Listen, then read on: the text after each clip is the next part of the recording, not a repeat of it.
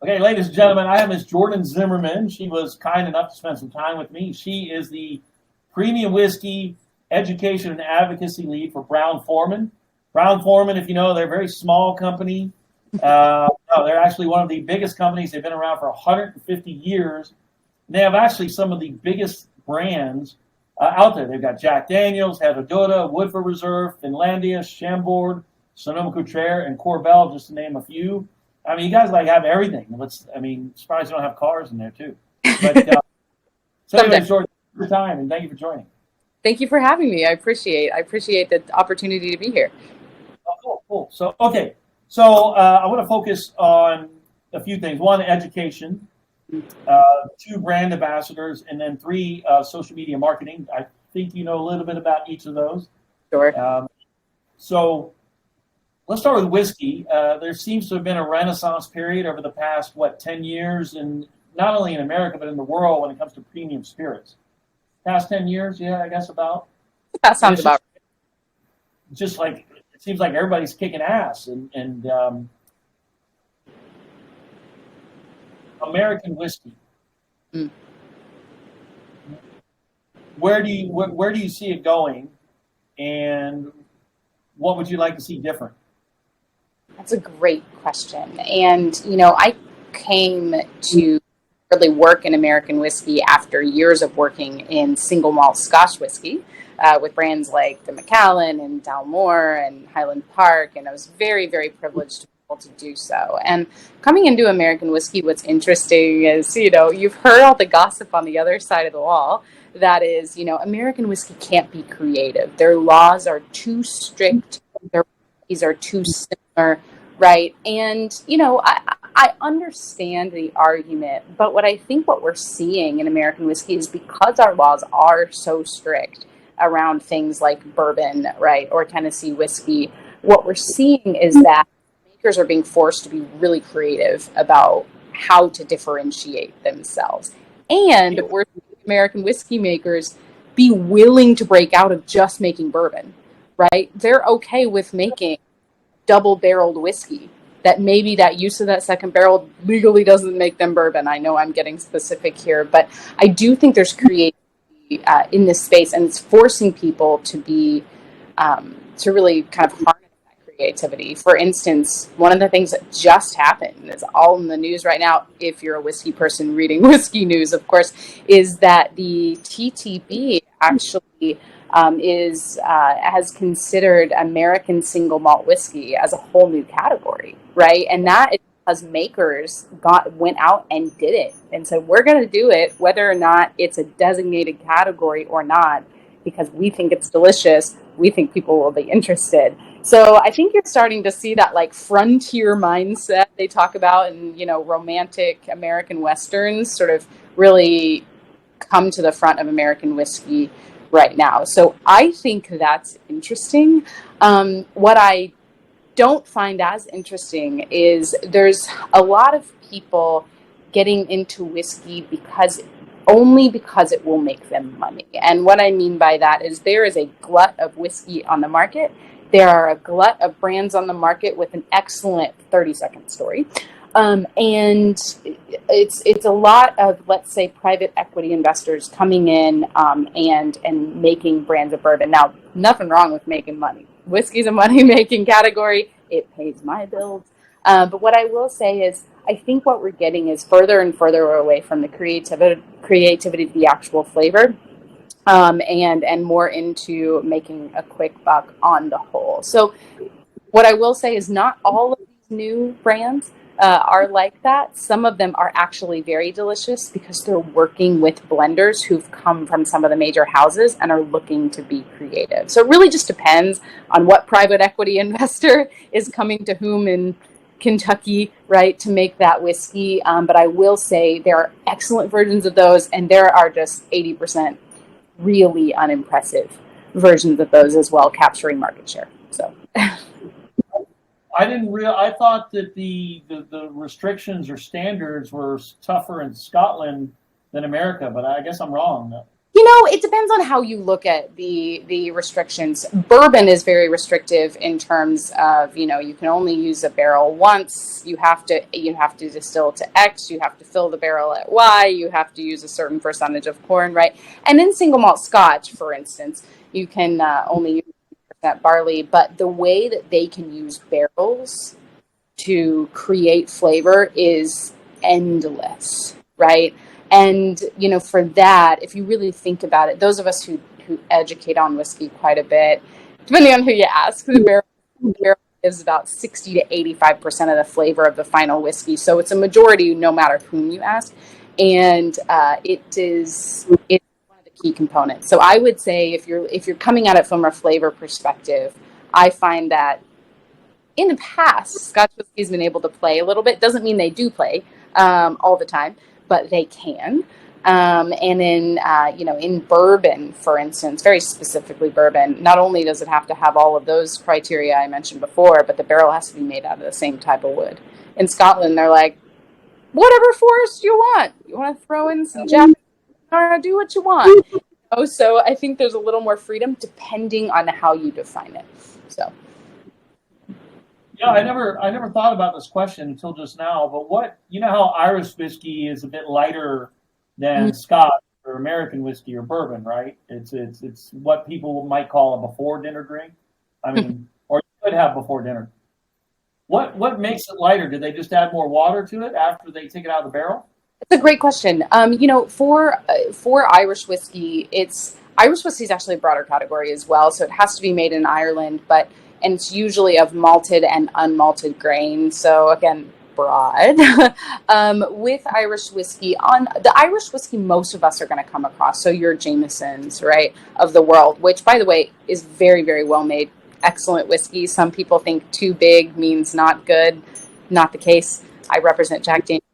Throw that in there, right? But too big doesn't mean not delicious. Now, for brands like Jameson and others, there's a method overall that they use, which is a triple distillation. So with that, what you're going to do is you're going to start to pull out some of those heavier, what you call, it says so geeky, congeners, right? You're going to pull out some of those heavier elements of the actual sort of like mash and wort, and you're going to get something that's a little bit lighter on the palate. Again, that is the whiskeys that we generally come across in Irish whiskey. But what I will say is if you actually travel to Ireland and go to some of the smaller distilleries, there's some crazy stuff that can, stand up in strength to our American and Scotch whiskeys. It's just not as mass marketed and easy to find in your corner store. So if anyone's like, I like Irish whiskey, but I'm bored by it, I would say go to Ireland. You won't be bored.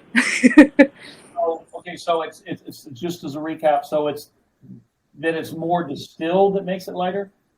Usually that's Okay. So it has one. Usually in I should have qualified this. Usually in American and Scotch whiskey, the actual the whiskey itself has been twice distilled. If it's used on a continuous still, it's just run through. But usually if they're using those beautiful pot stills, you're distilling it twice. And the sort of hook of Irish whiskey that isn't actually the law, but is just used by most folks who create whiskey marketed is triple. Yeah. So the more and more you distill, usually you are stripping out those like heavier flavor away. That's right. Okay, so you distill it more, it makes it lighter. Sure. Mm-hmm. Okay. If you had to describe, without going in much detail, Okay. Scotch has to be from Scotland, and then some can be peated from certain regions. Sure. American whiskey, you don't really get that peat. If you had to describe, in a nutshell, to somebody who doesn't know whiskey, how the difference in taste between Irish whiskey, Scotch, and American whiskey, what would you say? And I'm not talking about bourbon, because bourbon's a bit sweeter. That I think people can grasp that. So I tell people if I had to zoom out and talk about a macro in whiskey, and we had to talk about why Scotch is Scotch, why bourbon is bourbon, why Japanese whiskey, Irish whiskey, it's really about where it's made. This is all legalized, right? Where it's made. So it's usually legally has to be made in a country. a specific country. So Irish whiskey cannot be made in Japan. Sounds like a duh, but you never know. Not Um, so obvious. People overlook it. People overlook it, right? So where it's made, what it's made out of, and that is where you start to get the flavor differentiation. So that could be barley, that could be corn, that could be rye, wheat, malted barley, unmalted barley, so on and so forth. And usually each country in its laws dictates what you have to use, or what percentage, right? And the easy way there is bourbon has to be 51% corn by law. Could be 70, could be 80, but it has to be 51 minimum, right? So it's where it's made, what it's made out of, um, how it's made is a little broader. Those are the laws that basically tell you, you can distill it to X proof. You have to fill the barrel at Y proof. You have to bottle it at Z proof, right? And so on and so forth. So those are very technical, and those are things where we rely on our master distiller team to really pull those levers as well. But if you're asking kind of differences between flavor profiles, I think it's a tough question, and it's actually a question that I reject the premise of most of the time, because I think on the whole it really just depends on House. who's making it. Yeah, the house who's. So I know you have background with brand ambassador, and well, which kind of relates to education. Of your LinkedIn here. So I deal with brand ambassadors because I run a promotional agency. Yes. What what do you see are the biggest shortcomings with brand ambassadors in general? Whether it be people you see in stores or people with some other big house name. What do you see as the biggest shortcomings in brand ambassadors? So with a brand ambassador program, I think one of the biggest challenges that I come across is every single supplier defines the term brand ambassador differently, and sometimes it's not clearly defined. So some brand ambassadors with that title are out pouring samples, behind a bar in a liquor store. Some are told that is not your job. You are going to throw consumer events. Some are told neither of those are your job. You need to go make friends with the bartenders and sit at the coolest cocktail bars and go figure out a way to get our products in that bar. Some do all of it. Some do off premise, some don't. So for me, the biggest challenge is really defining the role and making sure that you're connecting with those folks who are doing and what they're being asked to do with what success looks like for the company, right? And I think that's what I've learned overall. And again, I know that's a macro answer, but I've been a brand ambassador in just New York City. I've been a brand ambassador for another set of brands in sort of the Northeast region of the United States, and right now I am the person who runs an entire program of brand ambassadors for a supplier. So I've kind of seen it from all angles. So that's what How about if I narrow it down for you? Talking about the people that go out and pour and represent. Okay. So their biggest challenges. Yeah. What's your where do you see the shortcomings? The first would be use well. A lot of those folks come from a hospitality background, so they're coming from behind the bar, and then from the transition to the in front of the bar. Some of the biggest issues I see are they love a brand, but they cannot speak category knowledge, right? So they may be able to tell the story of Woodford Reserve, but I need you to be able to tell me, I'm a buyer, and I need you to be able to tell me What's Scotch? How's it made? how is it well, and also why Woodford over Maker's Mark, which is a beautiful whiskey? Why Woodford over, so on and so forth, right? So I think there's a competitive knowledge that is definitely needed. So I see that as something we generally train into. I need folks to be able to navigate their full category, because you can lead with stories all day, but until you can tell me as a buyer how Woodford solves my gaps, how Woodford fills my gaps and solves my problems, then you're not a full business person, right? So there's that. The other thing here, a lot of these folks come from behind the bar and they have a lot of relationships. They know all the bartenders in their town, and that's part of the reason they're hired, right?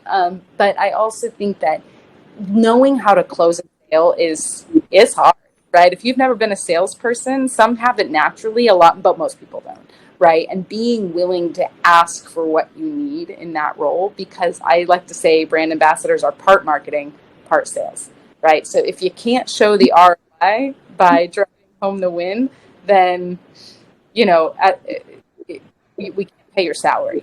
So, right, at the end of the day, we're selling liquor to keep our lights on, and we love stories, and I support you telling the story. At some point, we got to close it. So there's that as well. So using what you said, well, I don't need you to just know Woodford, but how is Woodford different than Makers? mm-hmm. How's it gap? Can you give me an example of how, maybe a real life example, or you can make one up? Okay. Let's say you are representing Woodford, and the place you're going to has Black Label, they have Maker's Mark, they have all these other brands, and knowing that even though all these whiskeys taste different, at the end of the day they're whiskey, so it's not like they're different like Pepsi and Mountain Dew. Sure. Right? Yeah. Can you give an example of how you would position your brand in that, using, Mm-hmm. Woodford fill this gap that Makers or whoever isn't? Sure.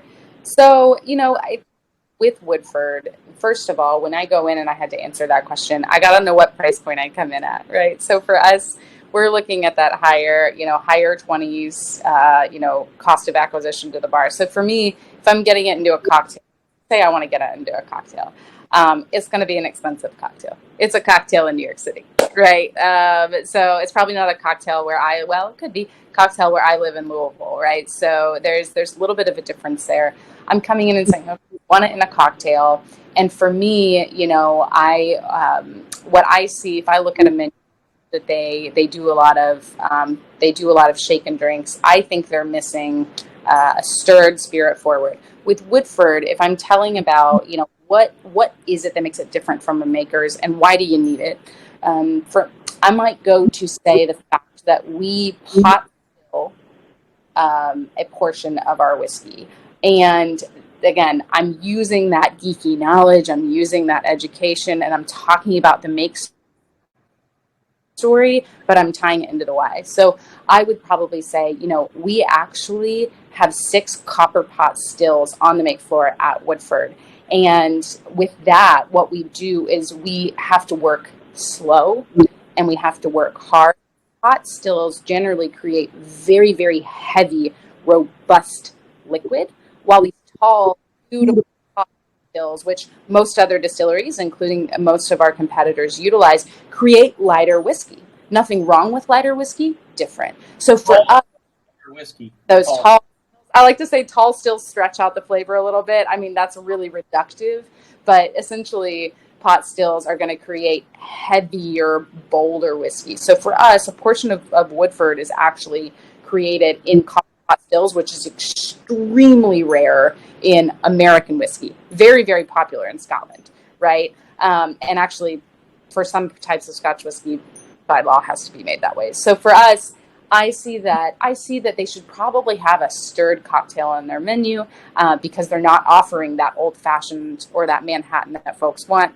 Woodford has that really beautiful, robust, bold flavor. And with that, what they can do is create a 2 or 3 ingredient cocktail that keeps the price down and allows them to reach more of that cocktail consumer, because a large portion of the cocktail consumers want those sort of spirit forward stirred drinks. So long way to sell that in, but I know my price point, I see their gap, and then I say, what about the make process or the story of Woodford makes us different, right? So study your potential clients, study their drink menu, and then and if you know what you have and you can see, and then if they already have something like that, then of course that'll be much harder to sell because they don't have a gap.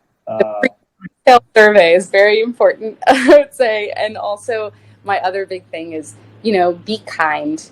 No one wants to buy whiskey. I mean, I guess some people love the drama, but no one wants to buy whiskey from someone who's bad mouthing another brand. Plus, you never know in brand ambassadorship or with liquor companies these days who's going to buy, who you're going to end up working for. You know, so I always say, like, for me, Makers is a, a beautiful spirit. It's just lighter than Woodford, and if and there's other ways to talk about it, right? But it's a beautiful distillery, and I'm never gonna say anything poor about Makers. I've probably had Makers in the last 6 months, right?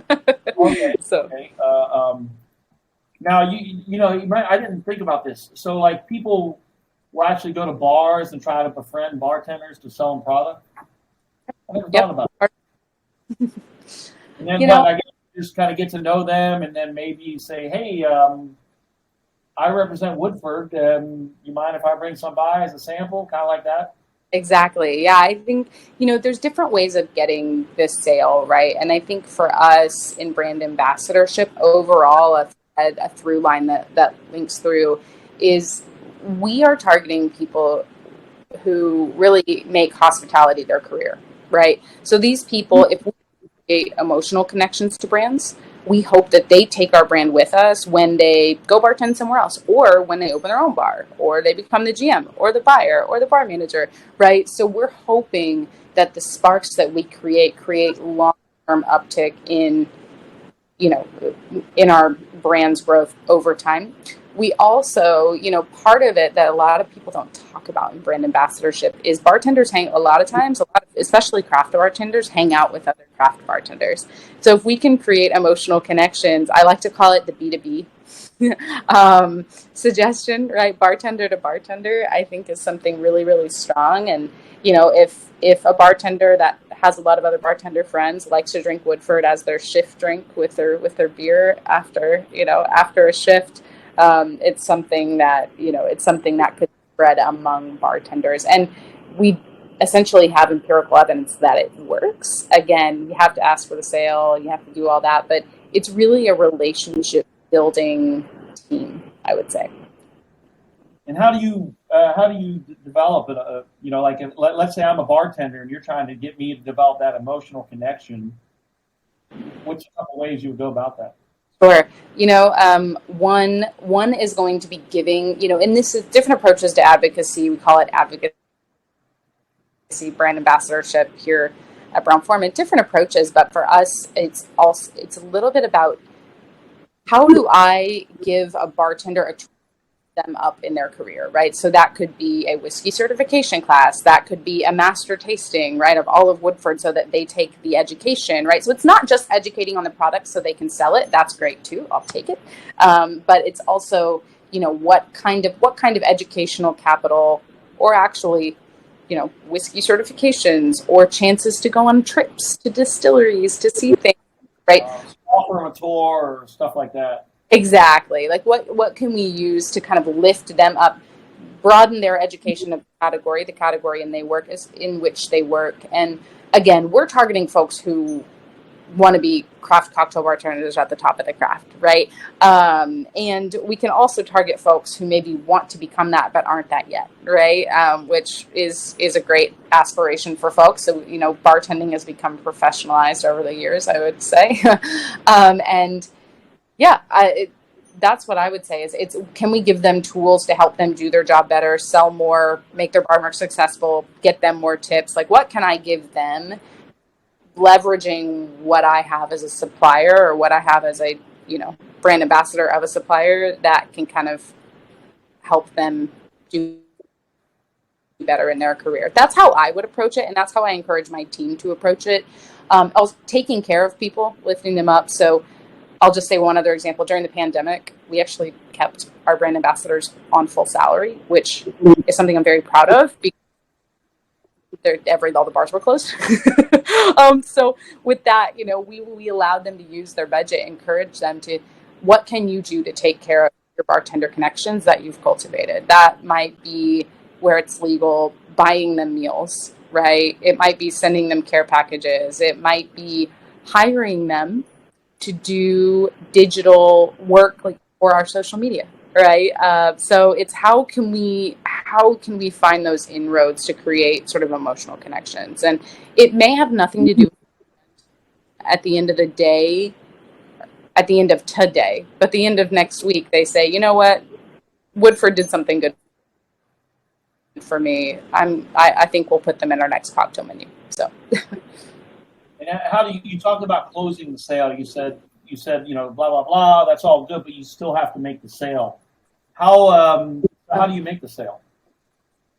I think it's kind of back to surveying the account. It's my first step in making the sale is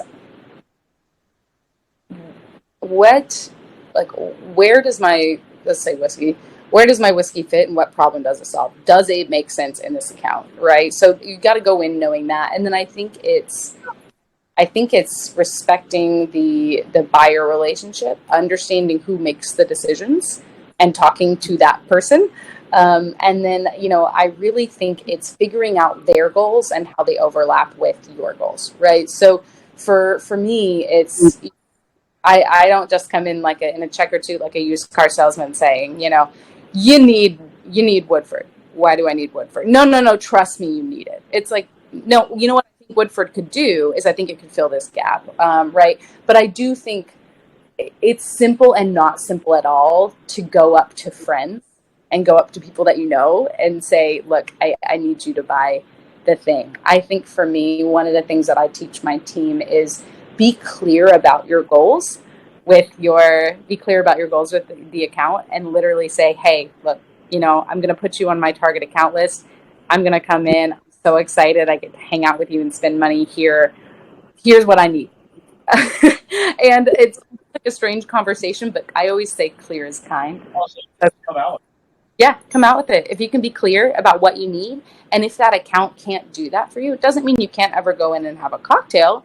It just means you need to spend your professional time somewhere else where you can sort of drive that visibility and volume, right? And that's what I always encourage. And some of the hardest lessons to learn are some of your favorite bars are not going to be the place you get to spend your credit card money. And that's okay, right? Well, then I guess so too, though. But it sounds to me like you have your target audience clearly defined, which, I mean, if you don't have that, then you might as well just not do anything. Exactly.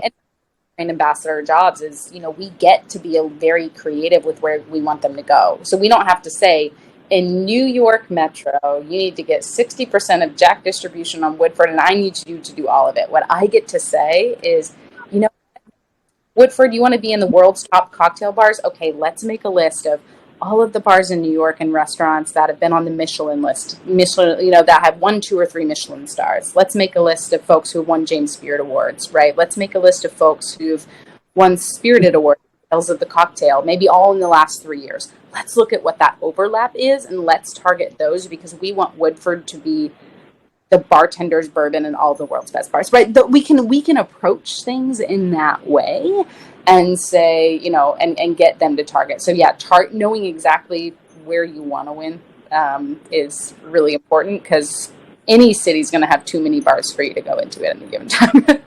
Well, I would guess that let's say you're going to a bar in New York City and you want to get Woodford in there. Mm-hmm. Well, assuming you have the right target audience, which you clearly do, I would assume if you go into that bar, I don't know what, maybe you go in, 2 or 3 times to kind of build that. I assume you wouldn't go in there the first time and then just try to sell unless you really felt the vibe, right? Right. And then so if you're developing a relationship with that person and that is the right target audience, I would have to guess that you making a sale is probably as simple as saying, hey, man, you're kind of missing this on your bar menu. If you did, I've got Woodford and it would fill that gap. You want me to give you a sample bottle? And I would assume it's probably going to be that easy because you already have the relationship started and they're the right target audience. I would guess it would be pretty simple, no?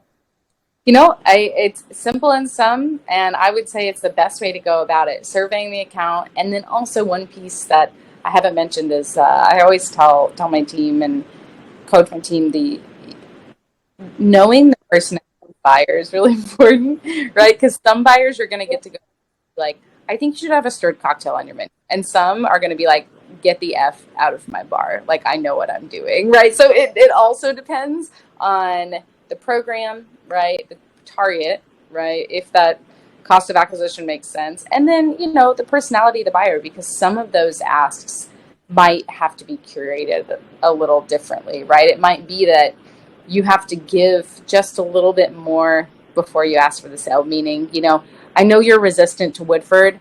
We have this bartender contest coming up where you can come and see Woodford. I'd love to have you there, right? Or, I'd love that buyer to come to another master tasting I'm doing at another bar, or a pairing dinner. Those are fancy, right? Those are expensive, right? Give them a free ticket, right? Bring them on.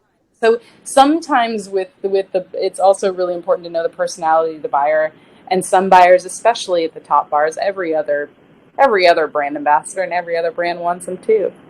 So what can you do to like cultivate that relationship? So sometimes, within reason, you do have to give a little bit more line to get the fish, right? And that's okay. I get it. So. Okay. I'm looking at my questions here. Oh, speaking of James Beard, I cooked at the James Beard House in November 2001. I was the featured chef. Oh my gosh, Kurt. I did another event in spring of 2002 at the Grand Hyatt. Wow. Yeah. Yeah, that was a great event. And the biggest meal of my life, of course. I remember, and speaking of blue cheese, because I did a port wine poached pear with candy black walnuts and lavender honey Stilton ice cream. Oh my gosh. Again, I'm hungry. See, that's why, yeah, see. I want that. If you ever do another Zoom or a chat, then you'll probably leave hungry again. Yeah, absolutely. Well, yeah. Okay, so where's my question? Oh, so building partnerships. Okay, so we kind of talked about building partnerships. But let me ask you this. There's a lot of smaller brands out there. You guys have massive brands, so the brands can sell itself. Mm-hmm. Let's say you're a smaller brand.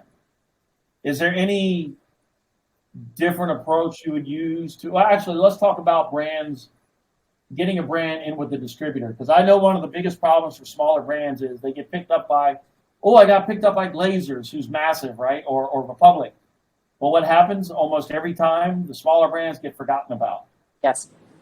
And what advice would you give to a smaller brand that's not getting the attention from their distributor so that they can get the attention and get more support from the distributor? Sure.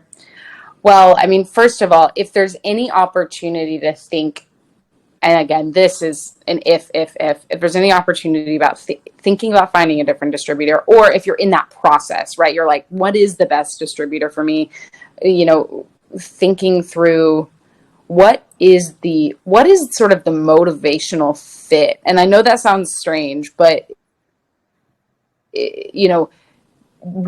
what else is in the portfolio, right? Do you fill a gap? Are you their new whiskey and they don't really have a they don't have a bourbon, they don't have an American single malt, they don't have right? Do you fill a gap? I mean, I think we all get that, but also what is the feel of their leadership? What do they like to sell, right? Are they excited about your brand, right? Or are you just another line on the P&L? So I think understanding what that fit is and what it means for your goals, right? Some small brands are like, we want to lead with story. Well, then you should probably get a smaller task force that knows how to tell a story and look at the other, look at the other brands in their portfolio. Are there any, are they entirely big box brands? Because their sales force probably isn't trained on telling a story. Doesn't mean they don't want to, but probably isn't your lowest hanging fruit, right? So I always say motivational fit and how folks work and take cues from the rest of the portfolio. I think that makes sense. But, if you're in your distributor and you're not getting attention, gosh,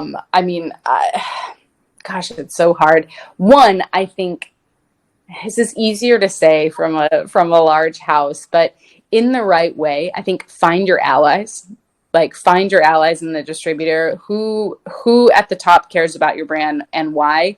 Create your business case for why they should care, right? What what can, and distributors at the end of the day are sales machines, right? And they're very good at it. And doesn't mean they're not people, but that's what they're there to do, right? But you also pay them to sell your product. So I think there's a balance, right? And so what I always say to brands is, remember that the distributor works for you as well, right? So be willing to say, this is what I need. How do we get there? And again, easier for me to say as a big supplier, right? We make people lots of money. I get it.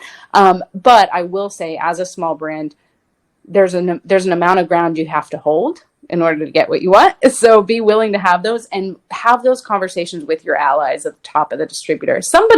They brought on your brand for a reason, right? And it wasn't to make money. I mean, they're going to make money, but they're not going to make the same amount of money they did on Jack. So like, why did they bring you on? Someone cared enough to bring you on. Who is that person? And how can you create a business case and leverage that person's relationships in the distributor to get you the meetings, or to have an open conversation about, hey, we're not getting the attention. Like, how do I do it? Right? Like, can you help me? Right? You have an ally in there because someone said yes. Right? And I think if you can find that person, that's helpful. Now that you say it, that makes me think, well, if I'm a small brand looking for a distributor, I would treat it like a job interview. Like, you interview and look for people that you'd be a good fit with. Mm-hmm. And so just because they work for you. So yeah, it's got to work on both sides, so yeah. Okay, let's switch to social media and marketing. Okay. When it comes to branding, can you speak more to marketing or branding? Or you feel good with both? Kind of hand in hand. Yeah. Depends. One thing I love about liquor brands more than wine is, let me back up to one thing. Sorry. Go back to whiskey. I'm going all over the place. That's my PhD, by the way. I found that it seems like, now I know some people love their particular wine, right? Whether it be their whatever. It seems like people are more diehard loyal to particular spirits brands than like beer or wine. Would you agree with that statement? Maybe I just see it more because I'm here, but I would say that's a strong statement. Yeah. Yeah, because I do training with my staff because we do wine and spirits, mainly whiskey, gin, and tequila, and with wine. And as I told them, I said, look, if you're doing a $10 or $15 bottle of Sauvignon Blanc, you can get, not that I advocate this, but you can get by with barely knowing anything. Right. But when it comes to what I told them, when it comes to spirits, especially whiskey, people tend to be fiercely loyal to a particular brand. So if you can't speak at least on somewhat of an educated level with them, then how are you going to get them to even listen to you? Because chances are, if they're really into their, say, whiskey, their single malt, from what I know of people who are really into spirits, not only do they love the brand, but they probably have visited distilleries, they probably studied it, they probably know more about the spirit than the people running the store. Yep. So, yeah, I teach my staff that hey, it's not the same as wine. You've got to have a basic working knowledge. You do.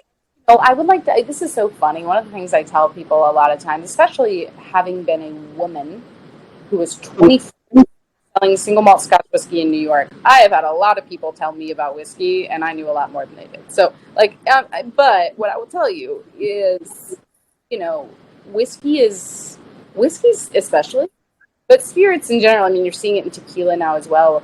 The knowledge of whiskey and tequila and spirits is like social capital.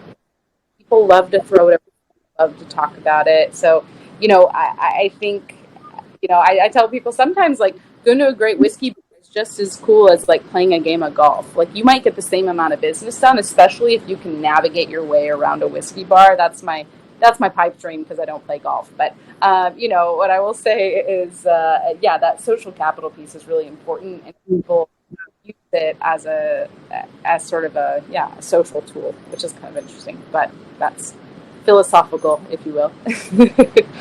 I actually just discovered a new. I didn't even know that this existed. There's software out there where you can record videos for your team, and you can attach a quiz to it, and you can see how much of it they watched. You can see their results and track it. Yep. So, because what I do now is I personally, my operations manager handles like the scheduling, coordination of demos and stuff, and I personally handle all the education and staff development with my team, which I'm still going to do, but I'm going to start employing these videos because that's a better way to track it. And there's like Brain Shark, there's Panopto, there's, I think it's called Lessonly, but there's some really cool stuff, and I'm going to start using it. I don't know if you've had experience with that stuff, but it'll help you because, obviously you don't want to do away with one-on-one training, but, it helps you cover more training, and the people can, like in my case, I have 200 employees over 9 states. Wow. So it's hard for me to get everybody together for training. So by doing this, and I haven't started it yet, I've just discovered it, and I started recording some training videos. This way they can watch it whenever they want, if it's 4 in the morning or 10 at night, and then I can see how much they watched of the video, and I can see their score and track it. So I'm looking forward. I'll give you an update when I start using it, let you know in case you want to use it for your team. Please do. I would love that. Absolutely. Okay, so we got what about do you have about 10 more minutes? Are you good on Yeah. time? Okay. Make sure. I don't want to keep you on here all day. Here's a random question. So I'm going somewhere with this. Are you married? I am not. Okay, so if you're married, or let's say it's your wedding, Okay. what's going to be the toast? Is it going to be champagne or is it going to be a single malt? Oh man. Champagne at the first. Champagne at the beginning. Single malt at the end. Sorry. You're a whiskey buff. I thought, that would be a good question. Oh man, just not a seal-bot cocktail. Because I'm sorry, if you mix the two, it's not delicious. It's not that good. I don't know why people love those, but. Yeah. Okay, so we'll finish up with branding and marketing. One thing I love about liquor brands more than wine is, I don't know what it is, but they seem to have some of the, actually, liquor, compared to any industry, liquor seems to have some of the best branding. Messaging, like Johnny Walker. What is it? Keep Walking? Mm-hmm. Phenomenal. Yeah. When it comes to branding and messaging, what have you learned from the spirits industry that is one of the best lessons you learn when it comes to branding and messaging and marketing? It's a great question. I think on the macro, it's spirits are generally a thing that you are utilizing, hopefully responsibly, in a way where you're sort of cultivating experiences with people, right? You're probably drinking them in the presence of friends. You're probably drinking them in the presence of, an exciting event, some kind of special moment, right? And I think what spirits brands did really well is sort of capture the feeling of being with people, and and say, there's Keep Walking, there's, Absolute did such an Absolute's a marketing powerhouse, Macallan's a marketing powerhouse, right? And it's not just about the liquid, but it's essentially about what the liquid conveys about you, and also what the liquid could create in terms of an experience, right? So I think what they did really well was like harness those moments, right, and talk about the moments rather than. Okay. Right. Like, I think what's funny is consumers are like, my social capital is all the information about the liquid, which we all love. I'm a geek. I talk about it. I think it's interesting. But in general, consumer marketing, it's, again, what did they say? You'll never remember what people said, or they'll never remember. Sorry, excuse me. Let me run that back. People will never remember what you said, or how you made them feel. It's like that kind of marketing, right? I could tell you about the whiskey all day, but you're going to remember how you felt when you drank it. So it has to deal with they put it in like a social context, is what you're saying. Exactly. Kind of like that one Norman Rockwell painting that's so famous, you know, the Thanksgiving painting? Yes. We can all visualize us at home with Thanksgiving Exactly. on the, and speaking of social media, you have experience in that as well. There are a lot of brands out there that are smaller, like we do. I do social media for Winetasters Choice. What advice would you give to a smaller company when they can't afford to hire out? Yeah. I would say decide on a look and feel and lean in. Stop doing 10 different things at once, right? Because if people are drawn to your brand, right, and you want them to tell their friends about it and say, oh, look what this cool, like, I found this really cool whiskey that does a lot with the LGBTQ community and like all of like everything's rainbows and I love it, right? Like, doesn't mean, you know, that you have to do that for years and years and years, but especially as you're starting out, figure out your colors, your vibe, like the way you say things and stick to it. Like you could write a 40-page deck or you could write a 1-page PowerPoint slide on like your look and feel of your social, right? Like make it feel the same. And then also the other thing is you may not be able to afford the influencer to, to market you. But use all the regular tags. So like use a hashtag, tag people, right? Interact, like be interactive on social, right? So I think people think it's enough to just schedule posts and walk away. But if you're not answering the comments, high-fiving people, well, I mean, you actually have to be active. And I think, especially in this world, I'm not Gen Z, I'm strongly millennial. But Gen Z, that's where they are, right? And that's the consumer of the future. And so I would say, it's maybe even worth if you're going to invest any money, right? It's a good photo shoot where you capture a lot of cool stuff in one session, and then maybe an intern that you pay, right? I was big into paid internships, but maybe it's an intern or a freelancer who can help you be active, right? If you don't have that capability. So you can keep it budget, but get a lot of content in single sessions and be active and make sure it feels right for your brand, but it also feels, so that's what I would say. So you could, yeah, I guess you could hire an intern or somebody that you could pay cheaper and they could use it to build experience. Also, like, Gen Z knows their way around social media, and I'm millennial, and I'm not young millennial, and I still don't, I'm okay on social, right? But they are wizards in a way I am not, right? So I would say that there's a lot of opportunity to tap into the sort of, I think they call them digital natives, right? So these are folks who grew up in the digital age, and that's, again, a very, like, marketing term, but these are folks who grew up with it. It's so natural to them on the whole. So why not lean into the fact that it's a heck of a lot easier for them and lean into their expertise, because it's certainly not mine. I'm okay. I can figure it out, but they're much better. So, speaking of context, when I was trying to get clients, I would do cold calling or maybe meet people at events, and I was getting ghosted too much, and I couldn't figure out why. And I finally realized, because during the pandemic, I taught I spent a lot of time learning. I learned how to do videos and video editing, podcasting. I started studying branding and marketing. And I realized one of the things I did wrong is when I would talk to potential clients, I would talk about our features. And it took me a while to realize that people don't care about that. They only care about the end result, which is why weight loss ads always show you the before and after. I would have been the equivalent of, well, we're going to use dumbbells and we're going to do this and we're going to use bands and we're going to give you 30-minute. That's how I approached. And I realized, okay, that's why I was getting ghosted so much when I was trying to, because what I learned was I've been told a number of times, and I don't mean this in a bragging sense, but by a number of our clients, we are their favorite promotional agency. We have the people who are the most professional and blah, blah, blah. But people don't care about that. They just care about the end result, what you can do for them.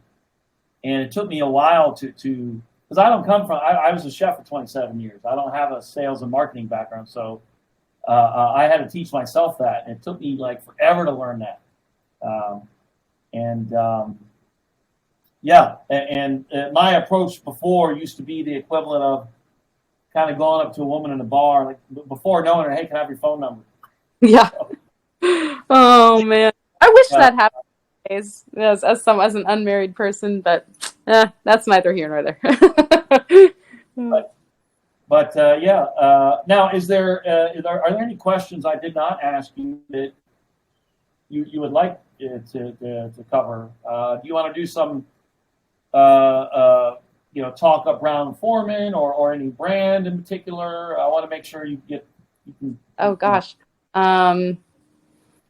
Let's see. What would I say? While you think about it, what is your? I'm sure you have many different favorite foods, but let's say you can just pick one of them. Okay. For your last meal, what's it going to be? Last meal. Okay. See, I like to ask easy questions. Okay, these are good. These are good. So I, ah, so I fell in love with food in two places. It was New Orleans and Italy. I had the opportunity to study there in college. Nice. And I have to tell you, honestly, my last meal would probably be a brick oven margarita pizza, and a really, really nice glass of a Sangiovese. Honestly, it's so simple.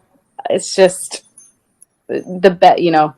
I do miss good pizza. I miss great pizza, but a great wood-fired or coal-fired pizza, and a good glass of local wine next to it. That's probably what I would say. Best meal. Wow. Okay, cool. And then I forgot to kind of maybe throw you off the other one to maybe. So did you have any other questions that I can ask that you ask? You got some great ones. No, I feel good. So if you feel good, I feel good. So Yeah. Let me see. Let me just go through my list here. Oh, here's a question. So how are you guys? A lot of your brands are big. So how are you guys like expanding your brand? Is it mainly TV? Do you guys even do in-store tastings, or is it all like TV commercials and stuff? I mean, it's funny. It depends on the brand.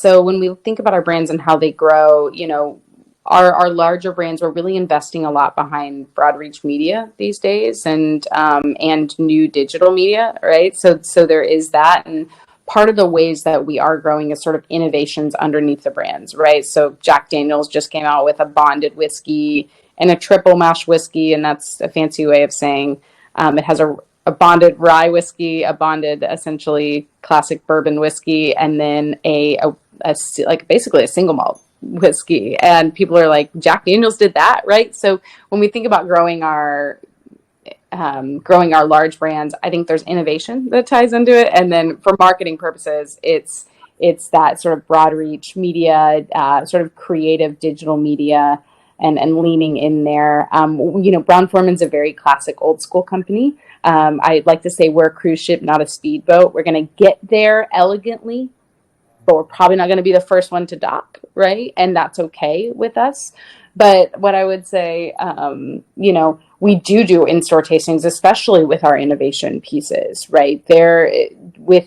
That's the way we kind of reintroduce folks, because I think oftentimes with our larger brands, people will just, if they're not a Jack Old Number 7 person, they're going to walk by the Jack display and maybe not even give it a second choice or a second look, right? So I think that we do in-store tastings, especially with our newer brands, to grow that visibility in retail stores and in on-premise, depending on the brand and the region and kind of where we need to grow. But yeah, I think that the big push for us, and something that felt really new, is is a lot of that digital media, leaning in and figuring out. Because if we don't figure that out, people have already figured it out before us. So we're just leaning in there as well, which is fun to see. So. Well, if you need, if you or well, I assume Brown Foreman may not need help, but during the pandemic, I've taken some courses and hired some coaches. So at the turn of the year, on the side, I became a LinkedIn coach. And so basically I teach people how to optimize their profile. So if you need help, and I'm not trying to sell, if you just need some free help, let me know. Oh, great. Absolutely. And yeah, so yeah, I realized, when the pandemic hit, I thought, wow, I started going on LinkedIn again, and fortunately I still have a job, but I had to take a pay cut like a lot of people. Yeah. And so I thought, okay, how am I going to generate more income? And then I started going, I don't know why, I just started going on LinkedIn at the beginning of the pandemic. Nobody told me to. And then I saw what people are doing. I'm like, holy crap. I had not been on LinkedIn since like 2008. And, people still think of LinkedIn as a resume hub. And that is a massive mistake that a lot of people make. Here's just one tip. Treat your LinkedIn profile like a website, not a resume hub. And your about section, don't write in third person like everybody. Oh, a driven female brand ambassador specializing in whiskey. No, write in first person using the AIDA template, which is writing. I can send you some information. You know what I'll do is, if you want, I have Loom, Loom, which records your screen. Mm-hmm. I can do a quick review and email it to you. That'd be great. Yeah. But anyways, yeah, I don't have anything else except, before you, when I end the recording, don't hang up yet, because it has to buffer and download. Okay. And I'm going to have to edit that part out if people don't want to watch that. So, okay. I think the other, am I missing something? Oh, also, anybody I interview, I'd like to send something. So if you could send your address, or if you don't feel comfortable sending your home address, send the office where you'll get something. Sure. Okay. It's like a small gift. Okay. So, okay, Jordan, thank you very much. I really appreciate your time. I learned a lot, and it was great for me. And I'm sure if I learn a lot, other people will too. Well, thanks for your time. I always enjoy conversations like this, and I appreciate the opportunity. So. Oh, thank you. So, okay. Well, cool. Let me